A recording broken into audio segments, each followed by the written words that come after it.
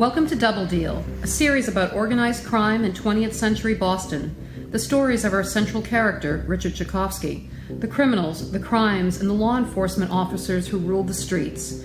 Nina and I will be your guides through the darkest streets of Boston, telling you the true stories of criminals, crimes, and lies. Welcome back, everyone. The 1960s were wild times in Boston. With a gang war playing out in the background, there must have been a bit of a Wild West feel in the air between the amazing bank and armored car heist pulled off by Jack Kelley and his crew, and the equally amazing clusterfucks that others attempted to pull off. When Nina and I were doing research for our book, we realized that many of the men who were on an FBI suspect list from 1968 were also on the FBI's list of Gardner Museum heist suspects. Well, you're the one who gave Richie that list back in 1995 when Mary Farrell released it. Yeah, okay, it was me, sorry. The first names that caught our eyes were, of course, Laura's dad and Carmelo Merlino, then Bobby Guarenti. More recently, James Marks, who is now deceased, and Richie Magna have been named in connection with the Gardner. And let's not forget Bobby Donati, but we won't be covering his escapades today since he was in the can in 1968 for his very own botched heist from 1965. We have to throw Hobart Willis into the mix. I've never seen Hobart's name in connection with the Gardner, but I have seen references to Dad and Hobart being the same person. The Boston Herald used to run a Have You Seen Me piece around the anniversary of the Gardner heist. How could anyone be looking for Richie? I know it sounds ridiculous since it wasn't as if he could blend into the background, and he certainly wasn't hiding out, but the Hobart theory gave Dad and me a good laugh. Well, I bet. As for 1968, it was a busy year for the local thieves. There was one day that saw 6 heists. Granted, the 6 were in the New England area and not just the immediate Boston area, but still an insane number. We'll cover the thefts in chronological order and give more details about our Gardner suspects along the way, as well as some of the other perpetrators. Well, let's jump right in with the first robbery of the year. On January 23rd, the Milton Bank and Trust Company was hit in Quincy. The trio was pinched less than a mile from the bank, but the cops had to release them the following day. On that same day, 2 masked men, one armed with a pistol, robbed the Newton South Cooperative Bank in Newton Highlands. 3 employees were held at gunpoint while the other thief cleaned out the teller drawer for a total of $2,000. The getaway car, which had been stolen from the home of a Newton attorney the evening before, was found abandoned less than a mile away from the bank.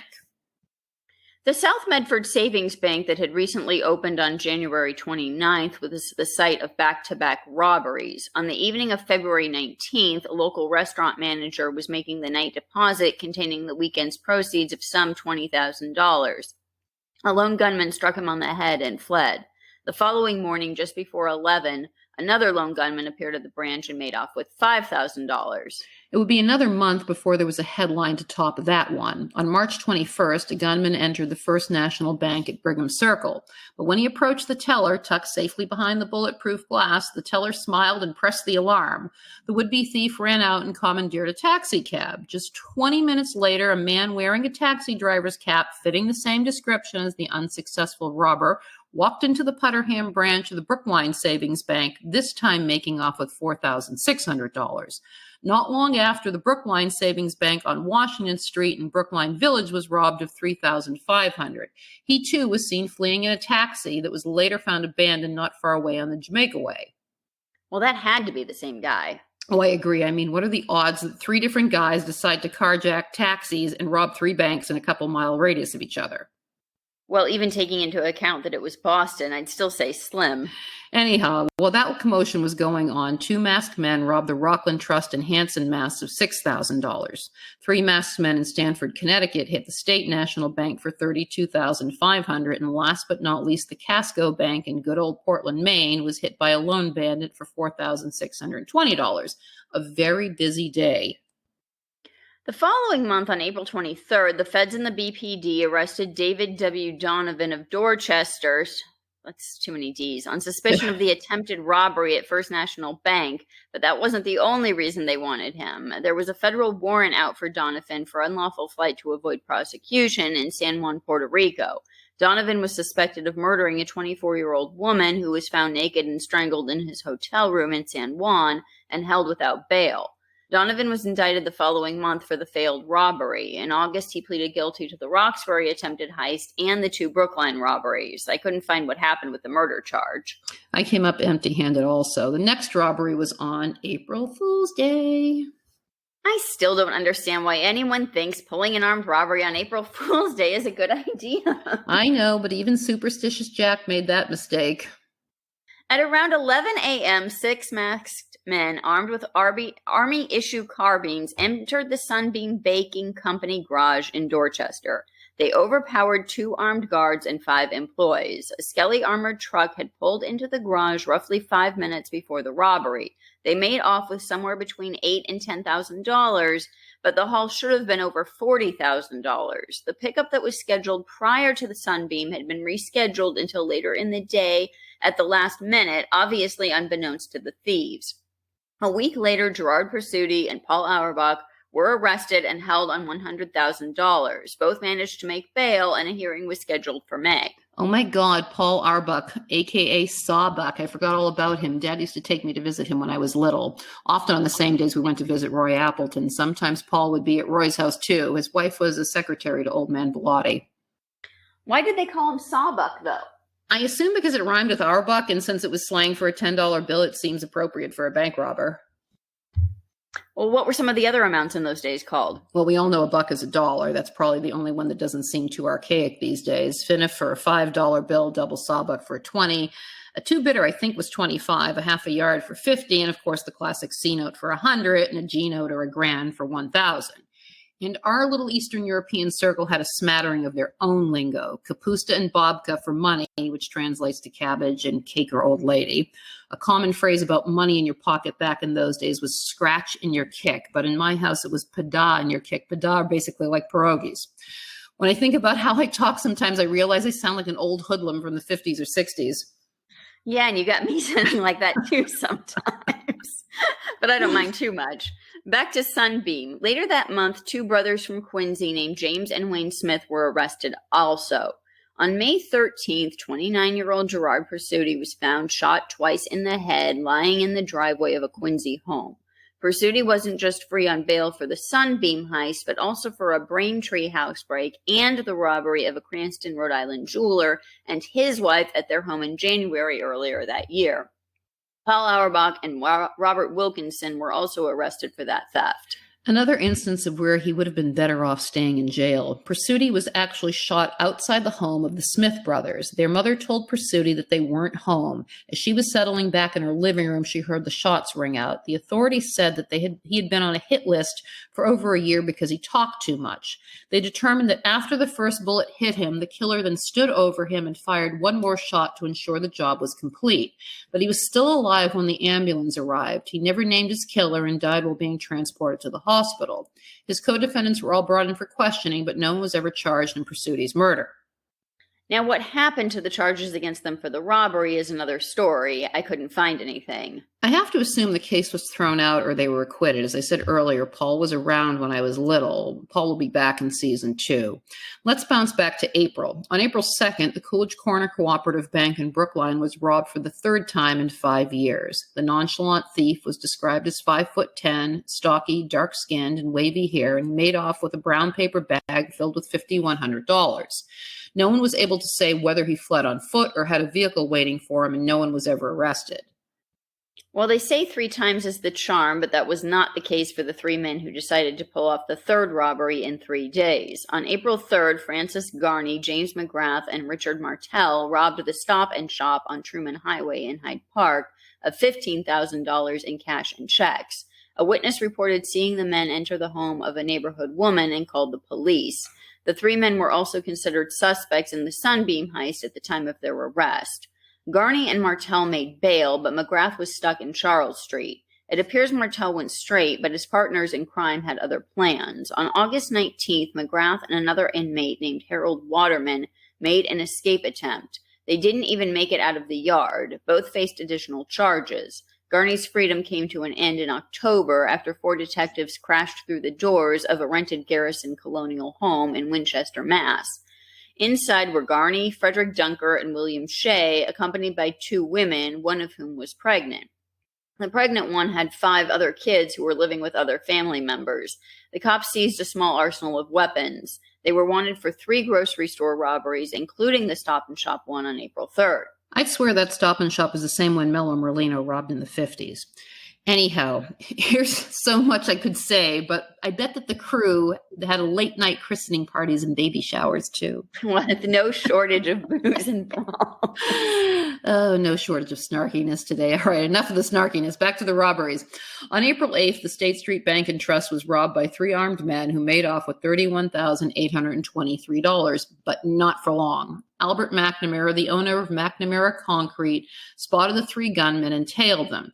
He had a 2-way radio from his office that he used to relay the vehicle info to the Boston police. 4 patrolmen apprehended them and charged them with armed robbery. Christopher Shine, Daniel McLeod, and William Randall were held on $100,000 bail each.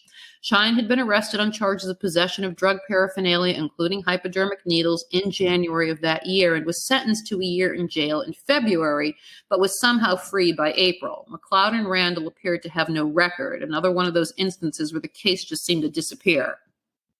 The following month, on May 14th, Ralph DeLeo robbed the Coolidge Bank and Trust in Cambridge for $35,000. Like more than a few of the other guys, DeLeo was out on bail at the time of the robbery. Out on bail 3 times over for a total of $107,000. A Cape Cod bank holdup, a stick-up at a Bradley's in Dorchester back in April, and a grocery store robbery in San Juan, Puerto Rico. And what the fuck was everyone doing down in San Juan? Anyhow, they set bail a 4th time. And it was only $5,000. Needless to say, DeLeo remained on the street and found himself behind bars for another bank robbery in January the following year. I suspect we'll be revisiting Ralph's adventures again. The next robbery was in Natick, Mass. on July 8th. John Colin Martins of Newton, Stanley Pachalski of Florida, and Angela Sciassa of New Jersey were arrested. They were each held on $6,000 bail, and the authorities in Louisville, Kentucky also had warrants for their arrest there for armed robbery, but another one of those cases that just seemed to disappear. July 16th was another one of those busy days with 3 robberies. The first one was in Medford at the Tufts University branch of the Middlesex County National Bank when 3 armed men robbed the tellers of roughly $4,500. Just a few minutes later, a lone gunman hit the North Avenue Savings Bank in Cambridge. He made off with nearly $2,500.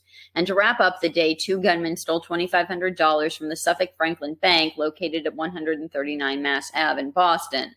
No arrests were made at that time, but 10 days later, 19-year-old Charles Spuller was arrested for the Tufts job. He was indicted on August 12th. In November, he was sentenced to 7 to 10 years in Walpole, but no one was ever arrested for the other 2 robberies. The following week, on July 22nd, there was another triple header. The first robbery of the day was the First National Bank of Boston at the Northgate Shopping Center in Revere. 5 men, all armed, muscled past a half-dozen customers at around 9:30 in the morning. They fled with $60,000 in a stolen white Oldsmobile. The second robbery was the Grove Hall Savings Bank in Dorchester that was robbed at 11 a.m. by a lone gunman who escaped with an undetermined amount of cash. And the final stick-up took place at 12:30 p.m., by a bearded, heavy-set armed robber who hit the Warren Cooperative Bank on Washington Street near the Dudley Terminal for $1,186. Who were these lone gunmen? That's what I want to know. Well, there were lots of them. There was no shortage, that's for sure. Only the First National Bank thieves were arrested, but not until the beginning of 1969, so let's move on to the next robbery. On July 23rd, the Security National Bank in Lynn was robbed by 2 armed men who then fled in 2 separate getaway cars. Their total haul was $138,000. That sounds an awful lot like a Jack job, but I don't remember Dad talking about that heist. Well, it had to have been Jack and his crew. We should have those recordings of Dad at the beginning of next week, so maybe we'll have an answer there. Oh, that'll be great. The following day, on July 24th, the Milton Bank and Trust in Braintree Five Corners was robbed of $1,000 by 2 armed men. Not to break the streak, the following day, 2 sunglasses-clad men entered the Arlington National Bank in Lexington and made off with $8,000. And while that was happening, 3 masked men held up the American Finance Company in Salem, but they didn't make it too far. Stephen Dalton, Donald Williams, and Raymond Mashad were all arrested while making their getaway. And the streak came to an end for July, but by August 1st, another crew was in action. The Roslindale Cooperative Bank in Roslindale Square was robbed by three loudly dressed young men carrying stub-nose revolvers for a total of $15,078. The leader of the three, who was called Harry, was sporting green trousers and a purple sports jacket. Another wore a blonde wig and all donned sunglasses. The following month, on September 27th, the green and purple ensembled man was arrested. Richard Magna was held on $100,000 bail. He had been released from the Billerica House of Corrections earlier that summer, but he was already out on bail for robbing the Arlington Heights branch of the Arlington 5-cent Savings Bank on August 23rd. So Roslindale was actually his fourth bail. We need to back up a little to the morning of July 8th when Magna and James Marks were arrested after being tracked down by German shepherds at the old Lechmere warehouse in Cambridge after attempting to steal a truck loaded with $20,000 worth of merchandise.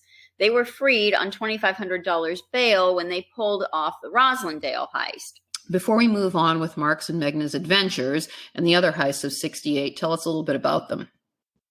James Francis Marks was born on July 20th, 1940, to James and Julia Marks in Lynn, Mass. The first time his name appeared in the newspapers was in December of '58 when he was involved in a freak auto crash. By the 1960s, he was living in Southie and getting into trouble. In January of '65, he and James Coffey were arrested on illegal weapons possession and motor vehicle violation charges. James's name might be familiar to some of you because he was recently named as a person of interest in the Gardner Museum heist. He was killed on February 20th, 1991. And James's old partner in crime, Richard Magna, who also happens to be a cousin of the late Lenny DiMuzio, a Gardner heist suspect himself. Magna was also a cousin of Frank Struzula, who was an associate of Sal Cesario. Magna's family was from Palermo, Sicily, and he was rumored to be an associate of both the Colombo family and the Bonanno family. Richard has been in Florida for decades running nightclubs. Now, I'm a little uneasy about dragging Magna's name into the Gardner mess just because of his past association with suspects. Yes, he had an old record for theft, but because he was related to or knew a handful of suspects doesn't make him a suspect. If that was the qualifier, then I'm in trouble too, I guess. I agree, so let's stick to what Magna was up to in '68. As I said a little while ago, Magna was free on 4 bails at one time. The other was from a robbery that occurred on September 13th in Billerica. And why is there a silent E in Billerica? It's so confusing. Billerica. I can't. You change the pronunciation every time you say it. Sometimes it could be Billerica. Some people say it Billerica, but it's just Billerica. I can't.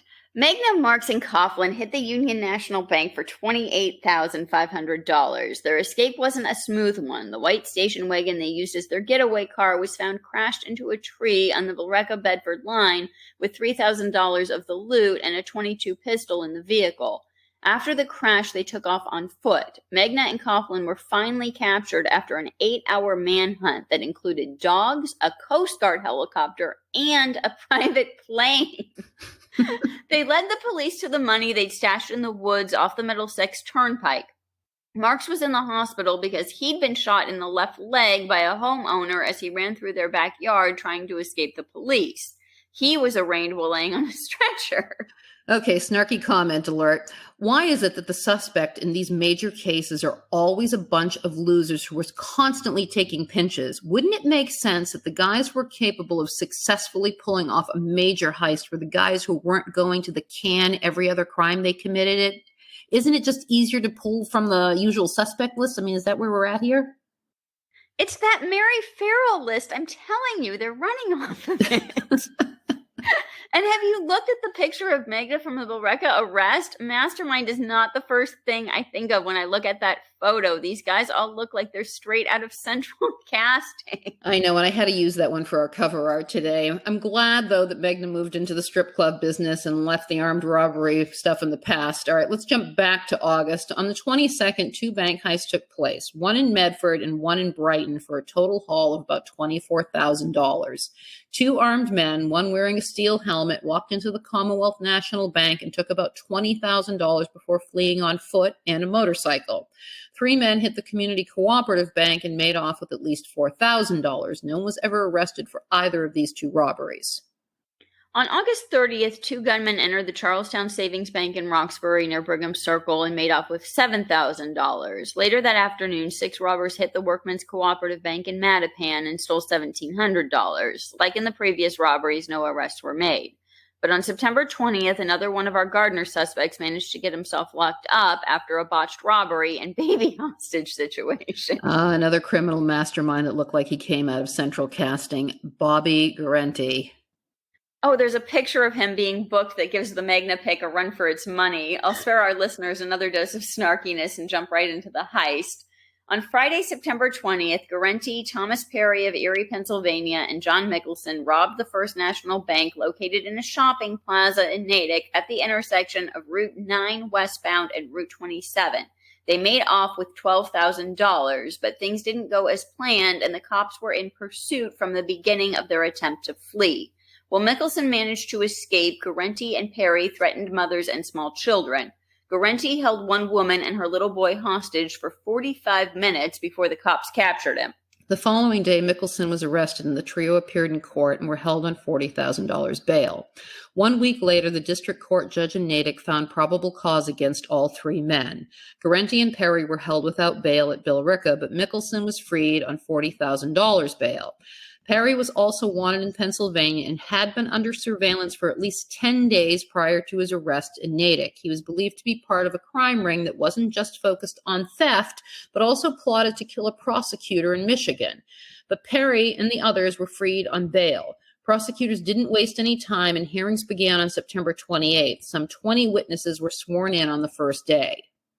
The first witness pointed out Guarente as the man who tried to force him to open the vault, but a trial date was never set for the local case. The boys may have thought they were going to coast, but in a few months they'd learn otherwise. In the meantime, the robberies continued. On Friday, October 11th, the First Federal Savings and Loan Bank on Summer Street was hit. An unsuspecting Boston police officer walked into the bank while the thieves were in the middle of their heist. 52-year-old traffic officer Paul Curley was shot in the head. Miraculously, the husband and father of 4 survived. When he was conscious, he told his fellow officers that he had no idea that a robbery was in progress when he entered the bank. Former FBI Special Agent Edmund McNamara, who was now chief of the BPD, called upon his fellow officers to donate blood since Curley faced several surgeries in order to remove the bullet lodged in his head. The thieves netted $1,700, and it wouldn't be until December that a federal grand jury was convened. Just 5 days later, 3 men attempted to rob the First County National Bank in Brockton, but their plans were foiled by an off-duty police officer. Gustavus Carmichael, Roger Brown, and William Royce were arrested without incident and held on $100,000 bond. As they were being transported to the Plymouth House of Correction, they overpowered the guards and kidnapped one of them. The guard was dropped off in the north end of Boston unharmed later that evening. On October 24th, Royce was pinched at a Saugus motel with $2,000 in cash and a pistol in his possession, another one of those great photos that could have easily been part of a movie. Brown and Carmichael avoided being apprehended until December. They were picked up in a Reno, Nevada motel. All 3 were facing charges for multiple robberies, including one that ended with a fatality. To finish off the year, 2 holdups took place on December 20th. The Employee Credit Union of the Boston Gas Company was robbed of $50,000, and the Commonwealth National Bank on Broad Street in downtown Boston was hit for an undisclosed amount. And with that robbery, 1968 came to an end, but the story was hardly over. In late January of '69, an investigator at D.A. Garrett Burns' office made contact with Mickelson, who was still locked up awaiting trial. Mickelson agreed to turn informer in exchange for time shaved off of his sentence. Another member of the gang backed up Mickelson's version of events, and the feds now had a case thanks mostly to the work of the DA's office. This reminds me of the Harvey Bastani story. The feds couldn't make their case and had to get Bastani and Yakubanis to make their case for them. Exactly. And just 3 weeks later, the federal indictments came down and warrants were issued against 11 men: Chris Calabrese, Anthony Ciotti, James Kearns, Hobart Willis, Joseph Kernane, Paul Durant, Joseph Marino, Cesare Montevecchio, Bobby Guarente, John Mickelson, and Daniel Pagliarulo.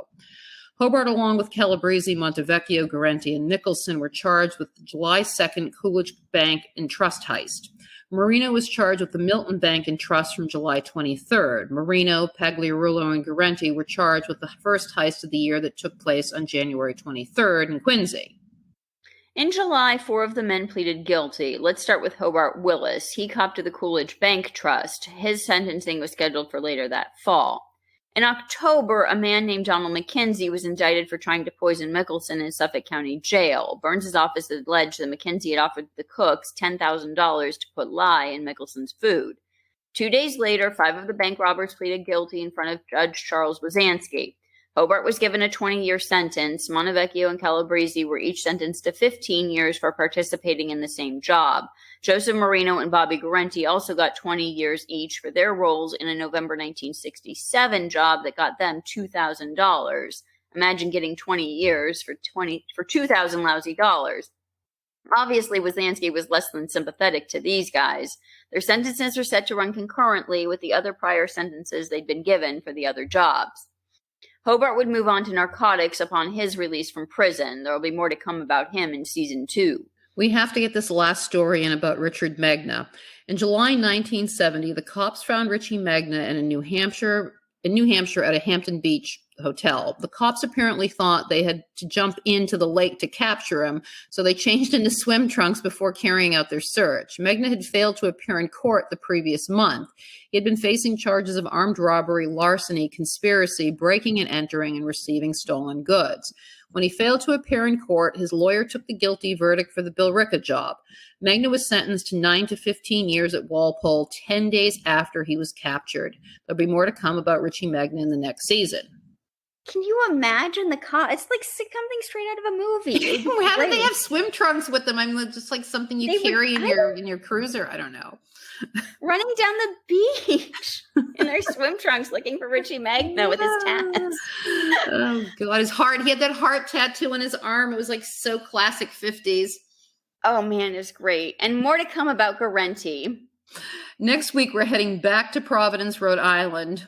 Well, it's about time. I know you miss me quoting Raymondisms, so I'm going to have to find a few for next week. We'll be discussing the Willie Maffeo murder, the Angela De Palma murder, and the death of Frank Millay Jr.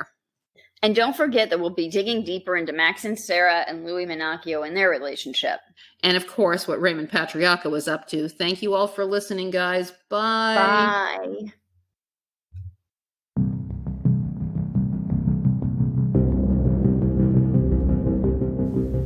Double Deal. True stories of criminals, crimes, and lies.